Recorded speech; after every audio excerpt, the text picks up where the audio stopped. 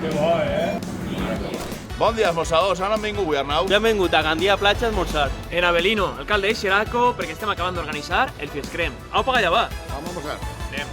Per a picar trauen cacaus del collaret i olives en vitets i encurtits. Hidratem el cos i en seguida Manu es porta els seus entrepans més característics, com el seu tortipizza en una tortilla de tonyina amb formatge, orégano, pimentó i tomaca per damunt.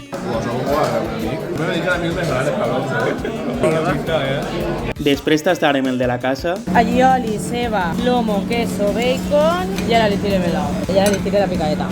per així tenim Avelino pegant limó, el seu serranito Yomello, pernil a la plancha, pimiento y queso curado. Vale. La veritat que tots els entrepans anaven supercarregats, però sobretot vos recomanem el de sèpia. El demana molta gent. Sí, la sepia sí. La sepia saben que si no ven en matí, que ya se té que acabar. I en raó perquè és un dels millors que hem tastat. També tastarem el seu cabrito que duia. Gateix, queso de cabra, salsa de mel y mostaza y la tempura.